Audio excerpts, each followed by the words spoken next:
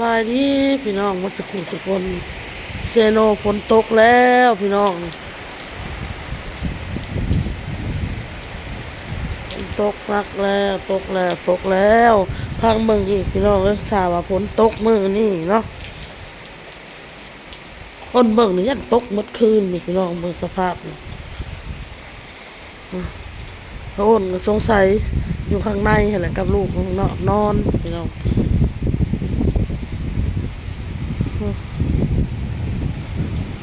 ฝนตกพี่น้อง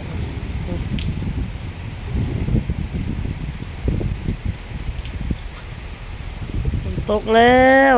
คันตกมือนี่มืออื่นมือฮื้อแล้วก็แดดแล้วก็ออกแล้วพี่น้องเฮ็ดละงกละงกนะใต้ไผ่พี่น้องมืดอะไรอยู่นี่หากะตั้งโมงพี่น้อง4 โมง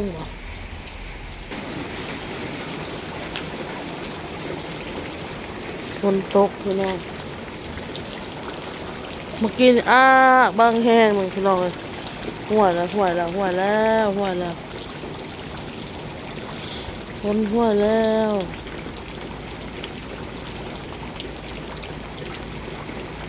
ื้อเช้านี่ก็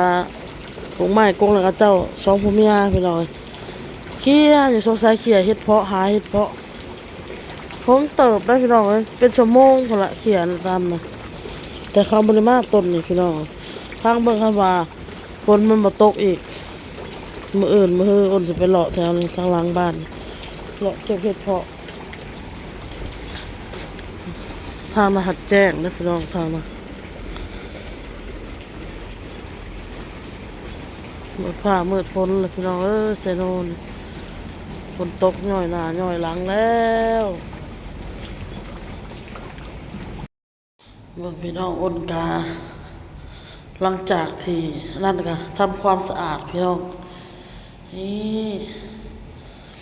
ทำความสะอาดบ้านเฮือน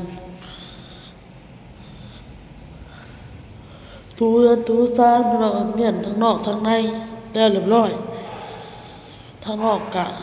แล้วพี่น้องถูแล้วมีแต่มื้ออื่นแล้วสิเมียนสิ่งนี้พี่น้องสิ่งทั้งนอกก็เมียนแล้วมีแต่สิ่งทั้งในแล้วพี่น้องก็อายุอายะอยู่เพราะว่ามันค่ำแหละมันมืดแหละพี่น้องเอาออโต้ไปป้อนข้าวออโต้แล้วก็อาบน้ำแล้วก็เอาน้องนอนนำพี่น้องออโต้เพราะว่าเราบ่ได้นอนเว้นหมดมื้อเลยแต่ว่านี้อ้นก็ถูแล้วมีแต่มื้ออื่นสิเมียนเท่านี้แหละข้าวอ้นก็สิเทใส่คุดำไว้เนาะพี่น้องเก็บอันยังนั่นแหละพี่น้องไปลุงตุงนั่งแล้วเรียบร้อยแล้วพี่น้องถูรับแล้วได้พี่น้องลูกข่อยรับแล้วเพราะว่าอ้นมีเวลาเฮ็ดตอนที่ว่าน้องบอลน่ะเราน้องอยู่ในห้องอ้นก็เลยเมียนพี่น้องเมียนทางได้เนาะมันนี่อ้นเมียนห้องอ้นก็เมียนแล้วเรียบร้อยพี่น้องแต่ว่ามันก็มืดเนาะลูกเต้าอ้นนอนแล้วเนาะโตก็นอนน้องบอลก็นอนแล้วแล้วก็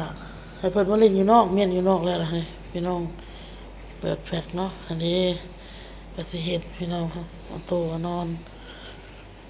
น้องบอลก็นอนพอท้องนะห้องแห้งเมียนแล้วเรียบร้อยพี่น้องบนกันนะเอาลูกนอนเปิดแอร์ให้ลูกพี่น้องเลย24แอร์ก็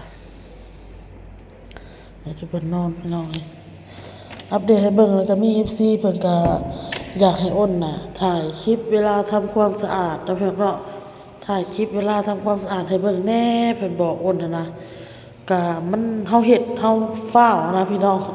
เพราะว่าเวลาถ่ายคลิปเราต้องได้ไปกดย่างไปกดเวลาเราถ่ายอันนี้ก็ฝีมือออโต้เด้อพี่น้องเด้อนี่เริ่มดื้อแล้วออโต้เริ่มสิ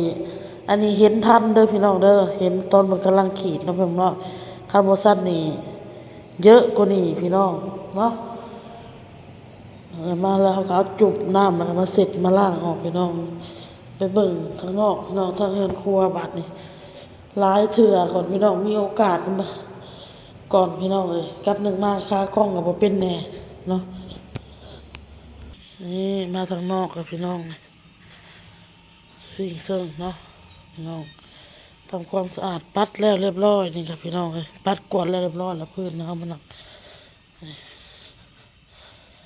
มืดมันแหละพี่น้องทางพวงมืดมาแล้ว7-8 โมงทางนี้เงียบเลยพี่น้องเลยกินข้าวกินน้ำแล้วก็พากันนอนอ้นก็กินกระปิ้งปลาทูอะไรพี่น้องเลยจะเป็นไฟปลาหมอนมาเลยอ้นนะจะเห็ดยังพี่น้องเลย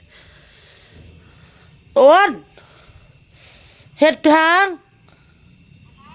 เห็ดยัง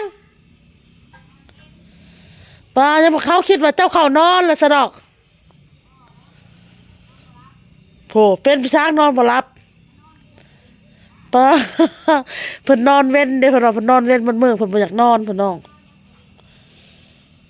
นอนมาแล้วลูกเอาเด็กๆนอนมาแล้วรับมาแล้วตายเพิ่นนอนเว้นเด้บัดนี้นอนเว้นแล้วกลางคืนแล้วนอนมารับพี่น้องมืดมัดบัดนี้อ้นก็แล้วเวียกแล้วพี่น้องเอ้ยแล้วเวียกแล้วยังของอ้นแล้วเรียบร้อยพี่น้องนำกินตุกนี่ก็หมดแล้วนี่แหละมียังพี่น้องถ่าย FC เบิ่งนี่แหละ FC อยากเห็นมื้อหน้าเดี๋ยวอ้นก็สิถ่ายคลิปทำความสะอาดให้เบิ่งพี่น้องมื้อหน้าก่อนพี่น้องคันสิให้น้องบอลจับหายปัดเอาโต้ก็สิมาแล่นพี่น้อง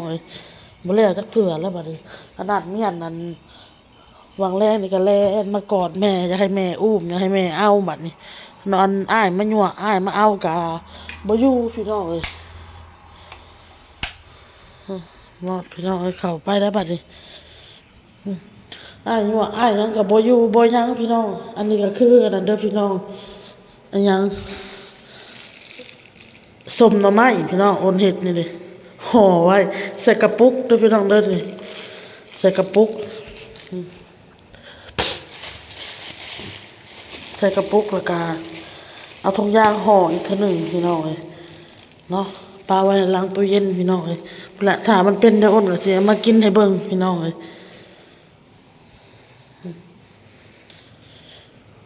มันเป็นจริงมากินให้เบิ่งมื้ออื่นมีแต่เมี่ยนในนี่แหละแล้วก็แล้วเพราะว่า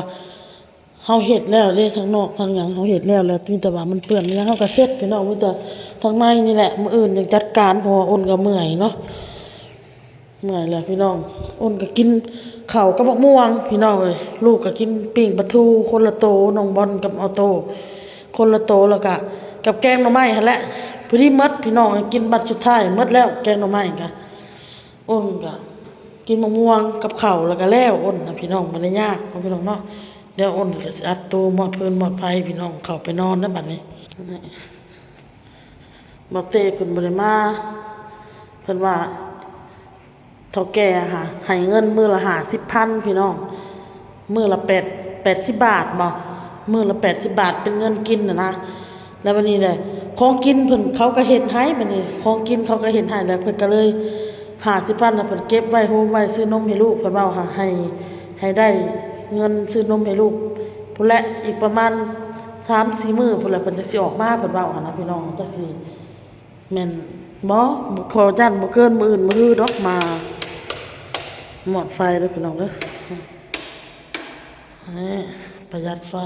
ทั้งน้องเฮาก็ใต้ดอกนึงพี่น้องในอันเฮือนครัวเฮาก็ใต้ดอกนึงอยู่ในก็ใต้ดอกนึงเนาะอยู่ในห้องอ้นกะมอดพี่น้องมอดนอนบ่ได้เปิดบ่ได้หยังพี่น้องมีแต่ว่าใต้ไผห้องน้ำให้มันมีแสงออกมาเนี่ยเวลากลางคืนมันจึงบ่มืดสนิทนะพี่น้องมันจึงบ่มืดหลายเนาะพี่น้องเนาะโอเคพี่น้องคลิปนี้ก็ลาไปแล้วพี่น้องพ่อก็คลิปหน้าฝนตกอ่ะพอดีเศร้าฝนตกเพราะว่าเอ้าพี่น้องฮ้อนยันเอ้าเฮ็ดนั่นแหละพ่อก็คลิปหน้าเด้อจ้าพี่น้องบาย